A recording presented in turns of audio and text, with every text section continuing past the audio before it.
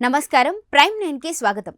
పశ్చిమ ఆసియాలో పరిస్థితులు కాస్త సద్దుమణిగాయి అనుకుంటున్న సమయంలో మరోసారి ఉద్రిక్తతలు పెరుగుతున్నాయి.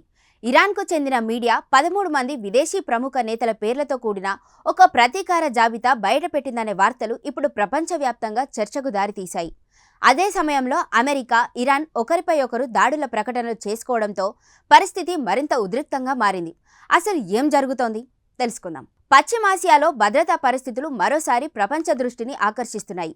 ఇరాన్, అమెరికా, ఇజ్రాయెల్ మధ్య కొనసాగుతున్న ఉద్రిక్తతల నేపథ్యంలో కొత్త పరిణామాలు వెలుగులోకి వస్తున్నాయి. ఇరాన్కు చెందిన కొన్ని స్థానిక మీడియా సంస్థలు 13 మంది విదేశీ ప్రముఖ నేతల పేర్లతో కూడిన ఓ ప్రతీకార జాబితా ప్రచురించినట్లు వార్తలు వెలువడ్డాయి.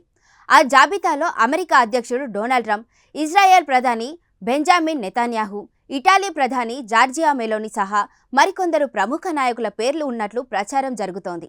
అయితే ఈ జాబితాపై ఇరాన్ ప్రభుత్వం నుంచి అధికారిక ధృవీకరణ వెలువడలేదు. ఈ పరిణామం వెనుక ఇరాన్లో ఇటీవల చోటు చేసుకున్న రాజకీయ, సైనిక పరిణామాలే కారణమనే చర్చ సాగుతోంది. ఇరాన్ మాజీ supreme leader Ayatollah Ali Khamenei మరణానికి బాధ్యులైన వారిపై ప్రతీకారం తప్పదని ఆయన కుమారుడు ముజ్తబా ఖమేనీ ఇటీవల చేసిన వ్యాఖ్యలు అంతర్జాతీయంగా చర్చకు దారితీశాయి. తన తండ్రి మరణానికి కారణమైన వారు తమ చర్యలకు తగిన మూల్యం చెల్లించాల్సి ఉంటుందని ఆయన హెచ్చరించినట్లు నివేదికలు వెలువడుతున్నాయి. ఇది కేవలం తన వ్యక్తిగత అభిప్రాయం మాత్రమే కాదని, దేశ ప్రజల ఆకాంక్ష కూడా ఇదేనని ఆయన పేర్కొన్నట్లు సమాచారం. ఇదే సమయంలో అమెరికా సెంట్రల్ కమాండ్ కూడా కీలక ప్రకటన చేసింది. ఇరాన్లోని పలు సైనిక లక్ష్యాలపై విజయవంతంగా దాడులు నిర్వహించినట్లు వెల్లడించింది. క్షిపణి ప్రయోగ కేంద్రాలు, డ్రోన్ ఆపరేషన్ కేంద్రాలు, మందుగుండు సామాగ్రి నిల్వ కేంద్రాలు, కమ్యూనికేషన్ వ్యవస్థలు వంటి కీలక సైనిక స్థావరాలను లక్ష్యంగా చేసుకున్నట్లు తెలిపింది.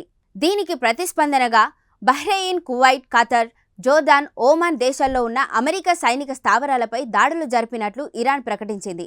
బహ్రెయిన్లోని అమెరికా సైనిక సదుపాయాలకు నష్టం కలిగించినట్లు కూడా పేర్కొంది. అయితే ఈ ప్రకటనలపై స్వతంత్రంగా పూర్తి ధృవీకరణ అందుబాటులో లేదు. మరోవైపు హార్ముజ్ జలసంధి ప్రాంతంలో అంతర్జాతీయ నౌకాయానంపై కూడా ప్రభావం పడుతోంది. ఈ కీలక సముద్ర మార్గంలో భద్రతా ఆందోళనలు పెరగడంతో ప్రపంచ చమురు సరఫరాపైన దాని ప్రభావం ఉండొచ్చని విశ్లేషకులు భావిస్తున్నారు. ఇరాన్ మాత్రం అమెరికా సైనిక చర్యల వల్లే ఈ పరిస్థితులు ఏర్పడ్డాయని ఆరోపిస్తోంది. అమెరికా మాత్రం ప్రాంతీయ భద్రతను కాపాడేందుకే చర్యలు చేపడుతున్నామని చెబుతోంది. దీంతో పశ్చిమాసియాలో ఉద్రిక్తతలు మళ్లీ పెరిగే అవకాశాలపై అంతర్జాతీయ సమాజం ఆందోళన వ్యక్తం చేస్తోంది. మొత్తానికి పశ్చిమాసియాలో ఉద్రిక్త పరిస్థితులు మరోసారి ప్రపంచాన్ని కలవరపెడుతున్నాయి. అయితే 13 మంది విదేశీ నేతల పేర్లతో ప్రచారంలో ఉన్న జాబితాపై అధికారిక ధృవీకరణ ఇంకా వెలువడలేదు.